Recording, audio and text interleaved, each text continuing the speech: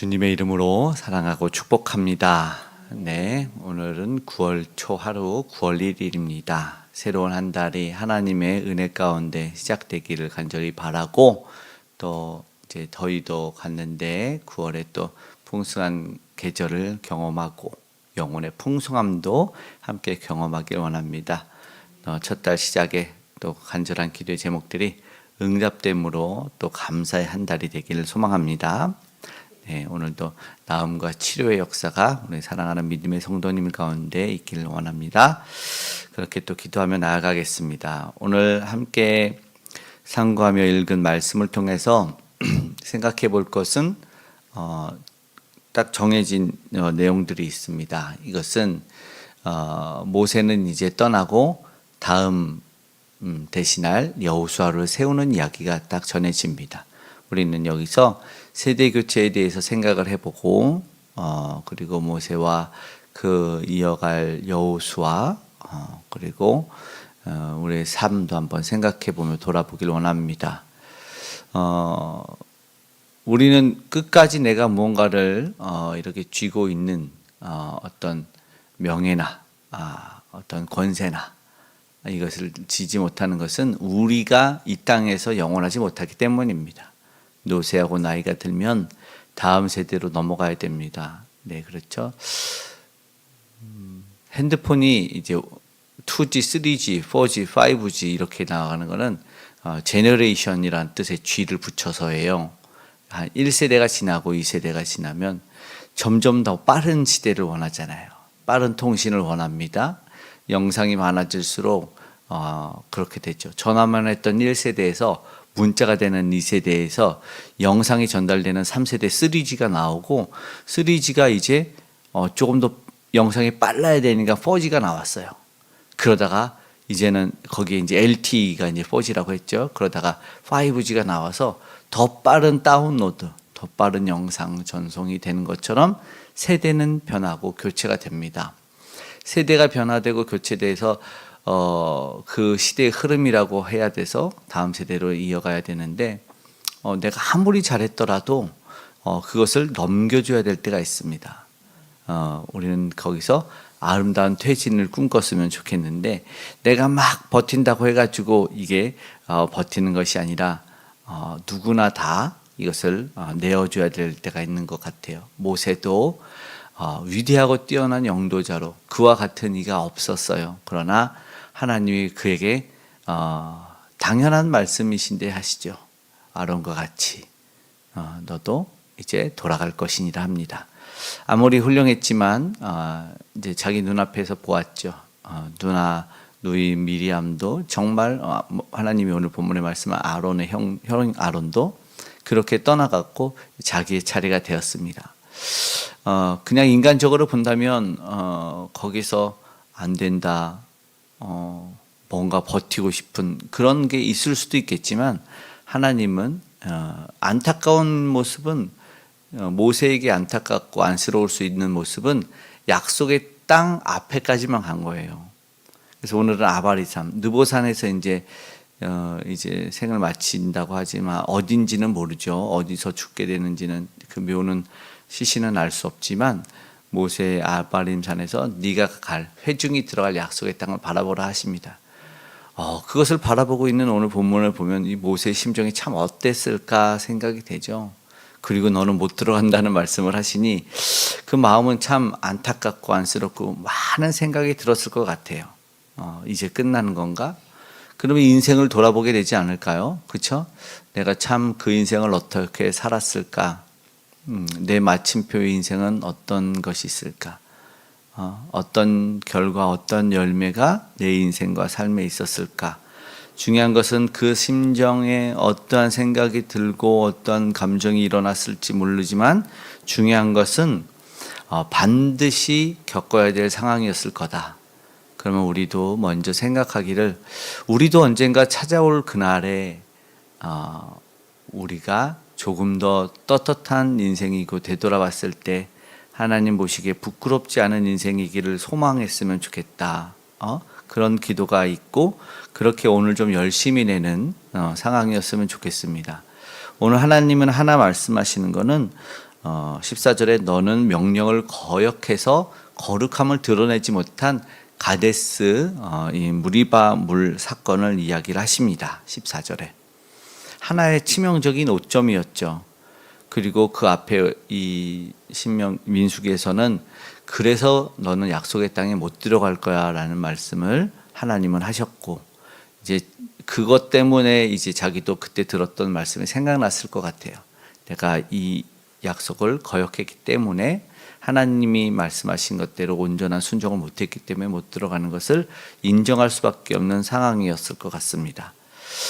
만질 수 없고 가질 수 없는 그것을 바라보고 과거의 자신의 안타까운 상황을 돌아보는, 그런데 그래도 열심히 했던 자신을 하나님한테 조금 인정해 달라고 그런 말도 했을 수 있을 것 같고, 개인적으로 생각해 볼 때, 그러나 모세가 오늘 더 아름다운 것은 그 모든 것에 대해서 하나님이 하신 말씀에 대한 어떠한 토를 달지 않고 다른 이야기를 한다는 것이에요. 그는 어떠한 이야기를 하냐면 바로 15절에 여자와 이르되 여호와께, 그것은 무엇이냐면 하나님 원하건대 한 사람을 세워주십시오. 15절에.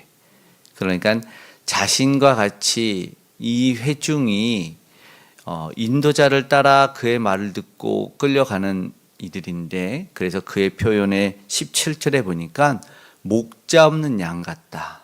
목자 없는 양같이 그들이 유리하지 않게 그들을 인도할 한 사람을 세워주셨으면 좋겠습니다 라는 이야기를 하게 되는 것입니다. 이것을 보니까 참 여러 가지 생각이 들 것 같은데, 모세의 모습, 그가 어떠한 사명 가운데 끝까지 자신의 모습을 보여주고 있는지를 보게 되지요. 그러면서 우리는 마지막까지도 이러한 모습 가지고 비록 실수했을지라도 내게 주신 사명을 끝까지 감당하고 다른 건 몰라도 이전에 실수하지 않고 영성관리 잘하고 그런 모습 속에서 이어간다면 끝까지 하나님이 기뻐하는 모습, 실수를 했건 안 했건 이렇게 스스로를 만들어가지 않을까 생각이 됩니다. 그는 참 사명 가운데 투철했고 겸손함과 순종의 모습을 오늘 보여주는 것 같습니다.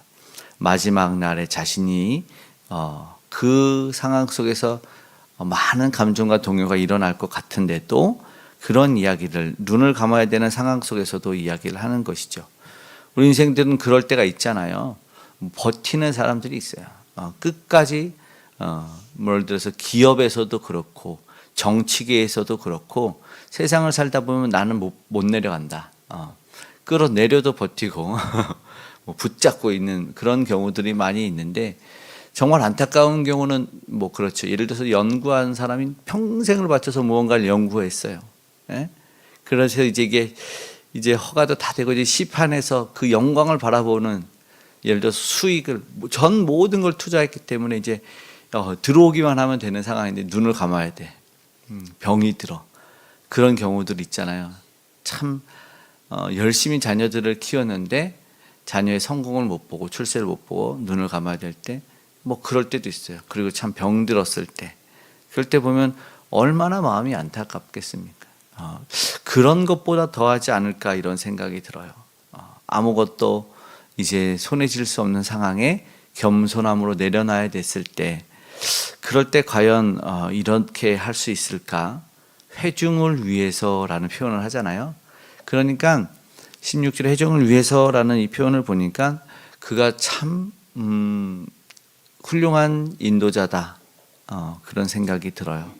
그래서 소원하는 거죠. 그랬더니 자신의 것을 위탁하여 바로 여호수아, 눈의 아들 여호수아에게 넘겨줘야 된다 이렇게 말합니다. 19절에서 20절에는 그에게 모든 것을 위탁하고 회중은 복종하라 이렇게 말합니다. 그리고 나서 지도자가 바뀌는 거예요. 중요한 것은 사람들은 이러한 상황에서 우리가 보면 섭정을 하려고 한다는 거죠. 그렇죠? 뭐냐면 물러나는 척 했다가 못 물러나요. 타이틀은 넘겨주고 모든 권한은 다 행사하는 것들을 보게 되는 그런 경우가 있어서 우리는 안타깝잖아요. 이것이 모세가 더 아름다운 모습이었을 것 같아요. 그냥 깨끗하게 내어주는. 그리고 그렇다고 해서 인간들끼리 모르는 걸 다 하냐라는 것도 아니고, 오늘 본문에는 또 특별한 엘르아살이라고 하는 제사장을 세워서 그에게 중요한 결정은 여호와께 묻게 하라라는 것을 만들어 놓고 가는 거예요. 이게 참 지도자에게 이스라엘이라고 하는 나라에서 특별히 없어서는 안 되는 모습이었어요. 왕이 된다고 해서, 지도자가 된다고 세워진다고 해서, 어떤 장이 된다고 해서 그가 모든 것을 판단하고 결정해서는 안 되고 여호와께 끝까지 물어야 된다. 이게 나중에 여호수아서에 들어가면 딱 나오죠.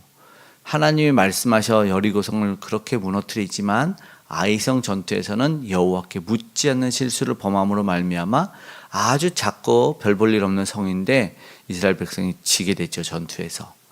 그때 보여주는 많은 대부분의 평가는 여호와께 묻지 않았기 때문이다라고 말하죠. 이후로도 묻지 않는 몇 가지 실수를 하는데 그것이 안타까운 여호수아의 모습이지만 오늘 분명히 하나님은 알려주셨다는 거예요. 모세를 통해서 여호와께 묻고 결정해라. 왜냐하면 인생에 살 때는 선택의 기로가 많이 있거든요. 그렇게 지도자의 역할을 분명히 했습니다.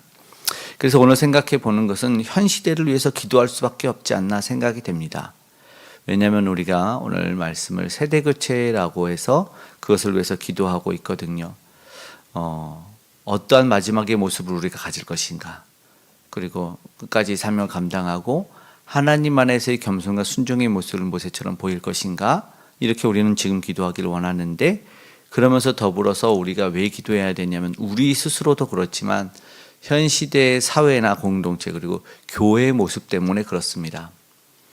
물러난다 하고 물러나지 못하고, 이것을 우리가 이제 교회가 더 많은 손가락질을 받는 이유는 개인이 소유할 수 없고 모두가 함께, 그리고 예수님이 주인이신 교회에 내가 소유를 하려고 하기 때문에 그래요. 특별히 물질적인 그리고 명예적인 모습 때문에 그런데, 그래서 이거를 세습이라고 합니다.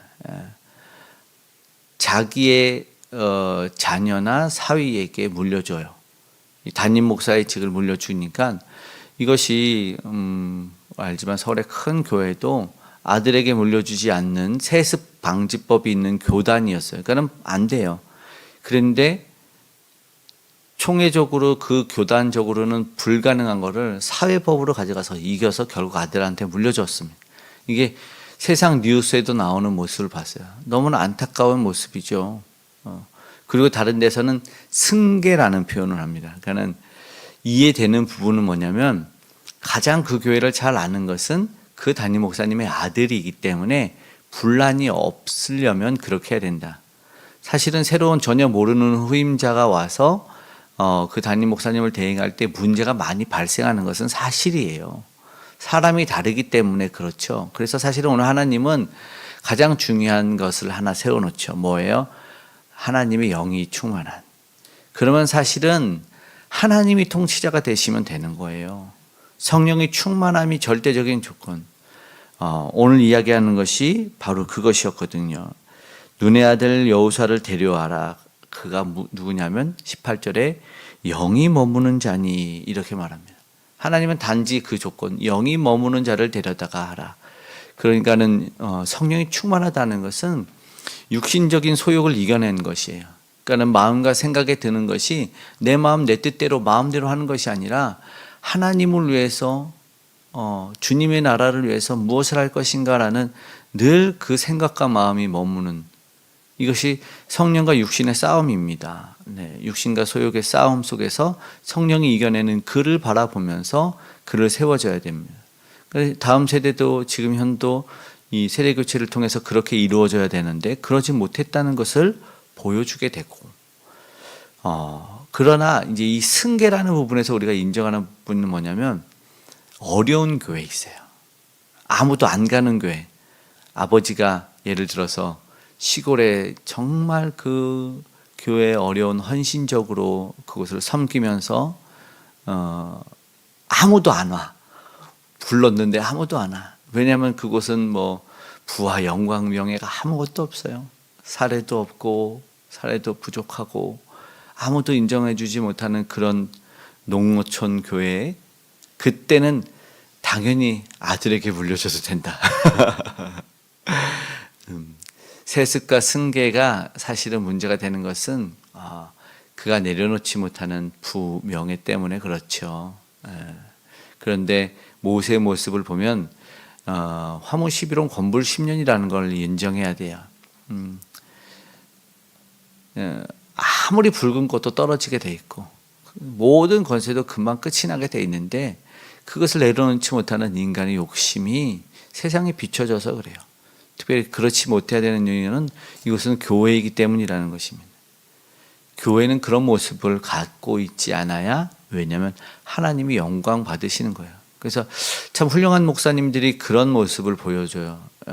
우리가 아는 목사님들은 그 안식년 안식월을 가지면 그냥 떠나버리시더라고요. 그 교회 중요한 일이 있으니까 담임 목사님은 가시면 안 됩니다. 그래도 떠나요. 그래서 교회의 주인이 누구신가를 보여주더라고요. 교회의 주인이 하나님이시고 예수 그리스도가 머리 대신 주인이시기 때문에 자신이 무언가를 주장하고 지휘하지 않고 떠난 모습을 봤을 때, 그들이 떠나고 왔을 때 고백은 정말 잘 교회는 돌아간다, 세상 말로. 왜냐하면 그런 교회와 그런 담임 목사님이 있는 교회는 하나님이 주인의 자리를 계속 가지고 계셨기 때문에 그렇더라고요. 그러지 못하는 모습들을 보여질 때 세습이 되고 아니면 물려주는, 지금의 이제 교회들이 많이 다투는 이유가 물려주고 나서도 뒤에서 남아있고 근처에 남아있어서 이것을 섭정하고 간섭하고 개입하니까 문제가 생기는 거거든요. 많은 경우들이 다 그렇진 않겠지만 은혜로운 교회도 있죠. 잘 물려주고 곁에 있어도 더 좋은 교회도 있지만 많은 경우는 내려주지 못해요. 아들한테 물려줬는데도 싸웠다 그러더라고요. 진짜로. 그런 경우도 있는데 그러한 모습을 우리 한국교회가 더 이상은 보여주지 않았으면 좋겠어요. 진짜 아름다운 세대 교체가 그들 모두 안에 주의 영이 충만한 성령의 충만함으로 우리 주님이 교회의 주인이요 머리 되시는 교회들이 오늘 이루어져 갈 수 있기를 간절히 바라고, 회중들을 위하죠. 회중들도 아멘에서 사실은 그 지도자를 따르지만 사실은 하나님 명령을 따르는 거거든요. 하나님만 바라보고 우리가 누구를 바라보며 살아야 될지 믿음의 주여 온전케 하시는 예수를 바라보면서 아름다운 세대 교체를 이뤄내는 우리의 삶이요 말년을 준비하는 우리요 교회를 이뤄가는 우리 되기를 간절히 소망합니다.